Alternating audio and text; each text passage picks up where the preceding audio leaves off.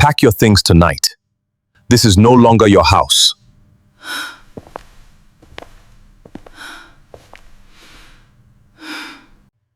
"10 years, Kelechi.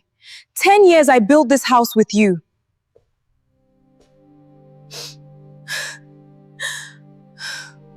"10 years and nothing to show for it. Maybe that was the problem.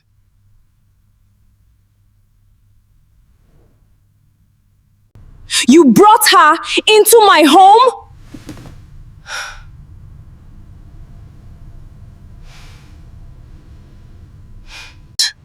This was never just your home. You will regret this, not because I caused you, because life always answers.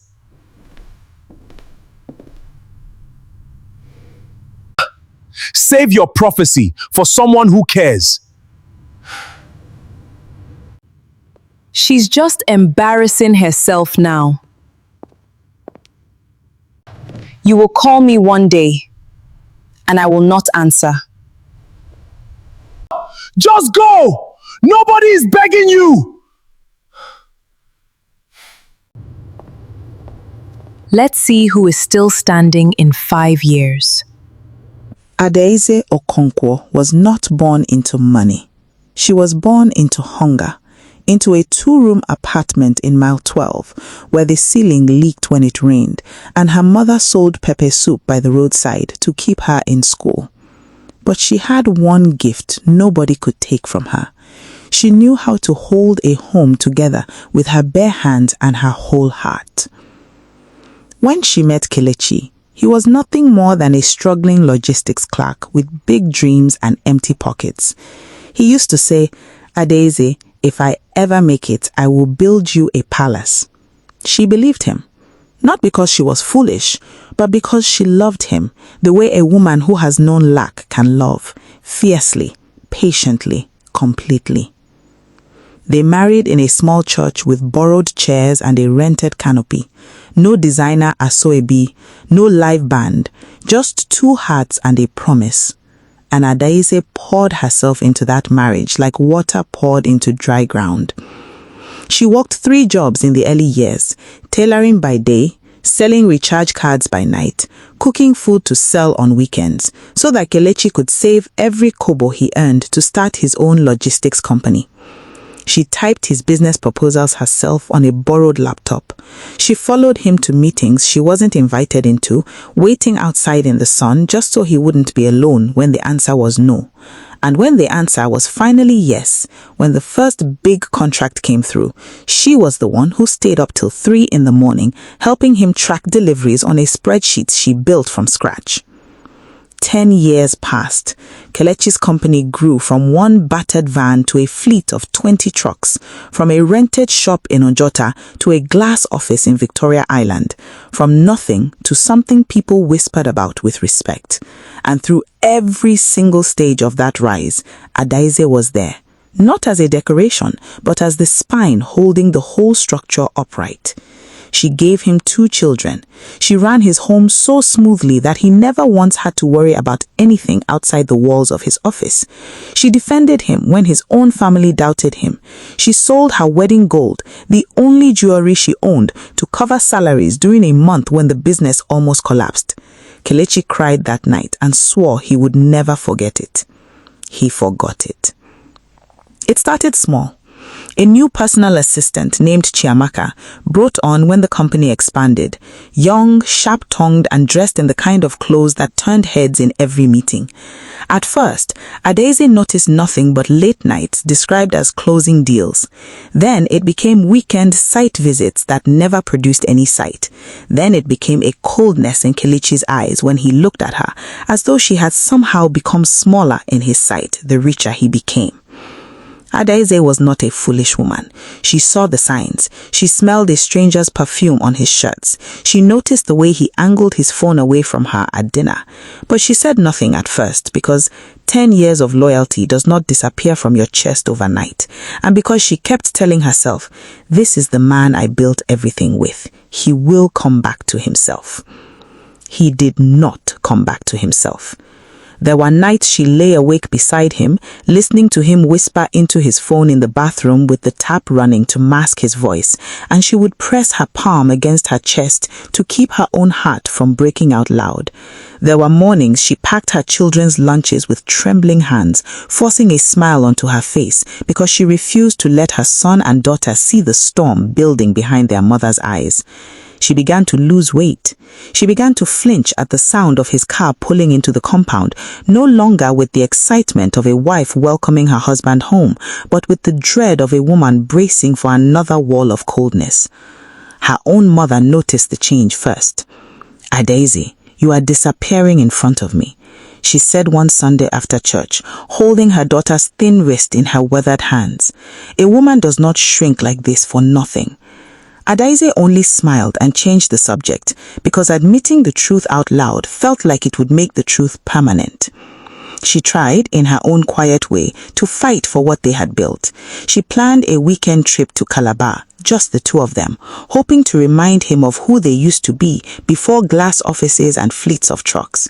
He cancelled at the last hour, citing an urgent meeting that later turned out to be dinner with Chiamaka at a restaurant 3 streets from their old family house. She found out because a former staff member, uncomfortable with what he had witnessed, quietly mentioned it to her on a birthday party, unable to meet her eyes as he spoke. Still, she said nothing, not out of weakness, but because some part of her, the part shaped by 10 years of sacrifice, kept believing that patience was a virtue that would eventually be rewarded. She was wrong, but she would not learn how wrong until the day the shoes appeared over her own bedroom door. Months later, the truth arrived without warning, the way truth often does, cruel and sudden. Adaeze came home early from the market to find Chiamaka's shoes by the door of her own bedroom. She stood frozen in the hallway, her bag of tomatoes and onions slipping slowly from her hand until it hit the floor. When Kelechi emerged, he did not even have the decency to look ashamed. He looked relieved, as though a secret he was tired of carrying had finally been dropped. "Adaeze, we need to talk," he said, adjusting his shirt. "There is nothing to talk about that I have not already seen with my own eyes," she replied, her voice eerily calm, the calm of a woman whose heart has already begun preparing itself for war. That night, he told her plainly, he was tired of what he called the struggle years attached to her. He said being with her reminded him too much of where he came from, and he wanted a life that matched where he was going. Chiamaka, he said, understood the world he now lived in. Adaeze, he said, belonged to a chapter he had already closed. "You built this chapter with me," she reminded him, her voice breaking for the first time. "Every brick in this house has my sweat in it. And I am grateful," he said, as though gratitude was a form of payment. 3 days later, he asked her to pack her things. Not gently, not with shame, with the cold efficiency of a man closing a business deal that no longer served him. She stood in that living room she had decorated herself, in front of the marble floors she had once mopped with her own 2 hands before they could afford house help, and she watched Chiamaka lean against the doorway of what used to be her bedroom, smirking. 10 years and nothing to show for it. Maybe that was the problem. Adaeze turned to her, and for the first time in a long while, something inside her did not break. It hardened. "You will regret this," she told Kelechi, quiet and steady. "Not because I curse you, because life always answers." He waved her off like she was an insect. "Save your prophecy for someone who cares." She picked up her suitcase, the same one she had carried on her wedding day, and walked out into the night with nothing but her children's photographs and the clothes on her back. She did not cry in front of him. She saved her tears for the taxi, where no one but God could see them fall. For the first few weeks, Adaeze stayed with her mother in the same 2-room apartment she had grown up hating, now grateful for its shelter. She was humiliated in front of family. Church members who once called her Madam Okonkwo with respect now whispered behind her back that she must have done something to drive her husband away, because in their minds, a man does not leave a good woman for no reason. She let them talk. She had learned that explaining yourself to people who have already decided your story is a waste of breath better spent rebuilding. Kelechi married Chiamaka in a lavish ceremony 6 months later. Designer Asoebi, a live band, a hall filled with people who clapped for a man they did not know had just discarded the woman who built his empire. Photos flooded social media. Adaeze saw them. She closed the app and did not open it again for a long time. But something was stirring in her, quiet and unstoppable, like fire beneath ash. She remembered every spreadsheet she had built, every negotiation she had listened in on, every logistics route she had helped map out when Kelechi didn't understand the software. She was not just a wife who had watched a business grow. She had been, in every way that mattered, an unpaid co-founder. And now she was going to build something of her own. She started small, the way she had always had, using the little savings she had hidden away in her mother's name.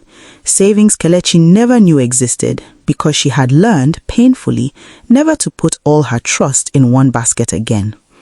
She began a modest logistics consulting service, helping small businesses streamline their delivery systems, using everything she had learned in the shadows of her husband's success.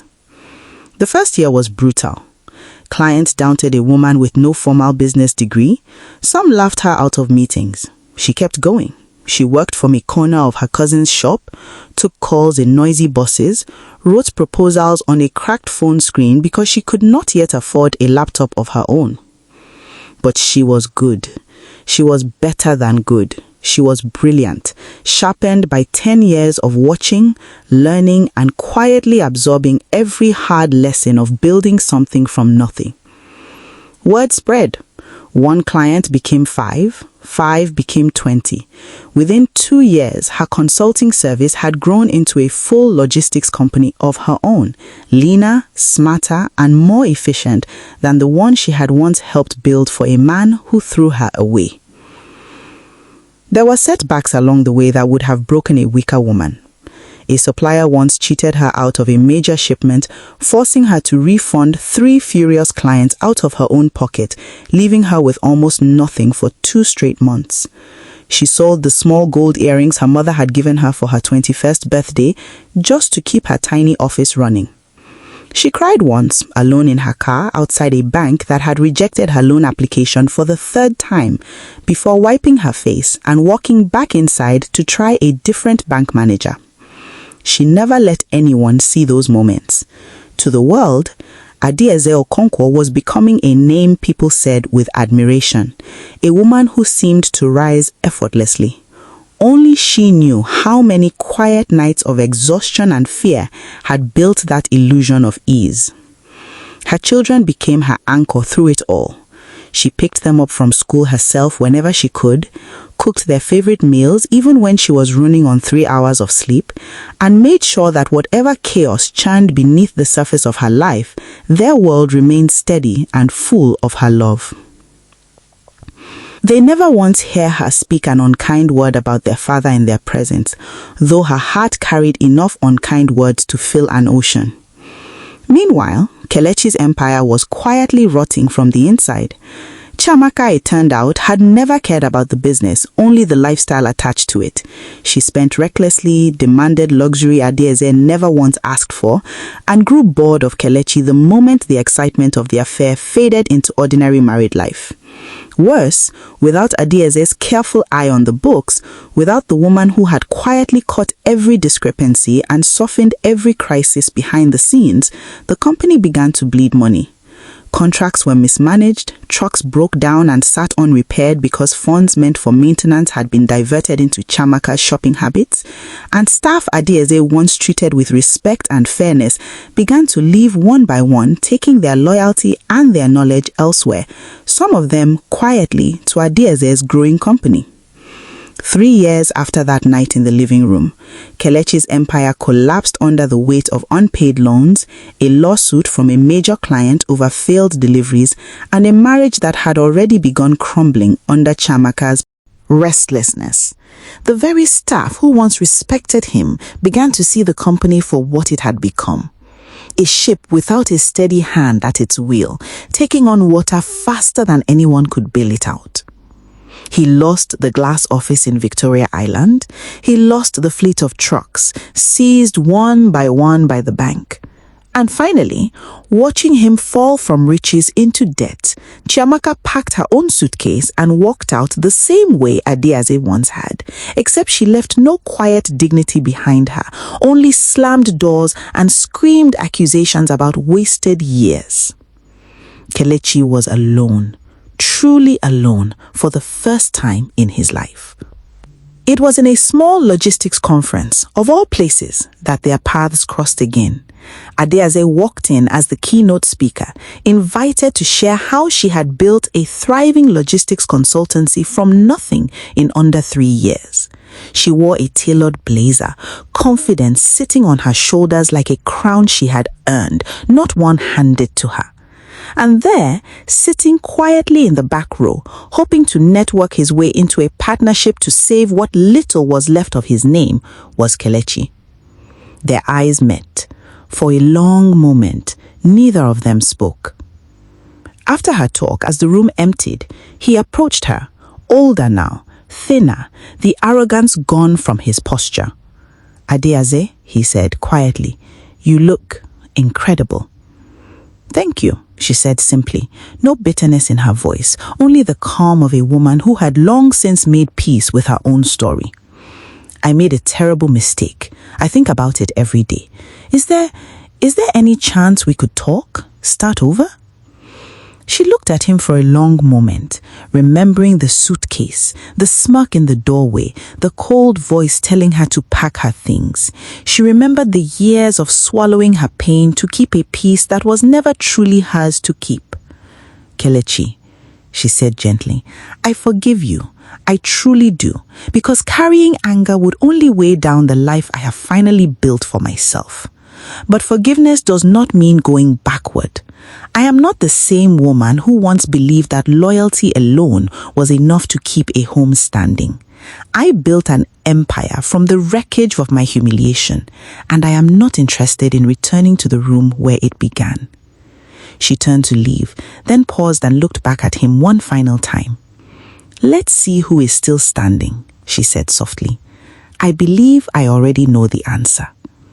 And she walked out of that hall with her head high into a life entirely her own, built not on what a man gave her, but on what she alone had refused to let herself lose: her strength, her dignity, and her unshakable belief that the woman who is discarded today can become the empire nobody saw coming tomorrow. If this story touched you, if you have ever been the one who gave everything and received betrayal in return, remember this: your rise is still coming.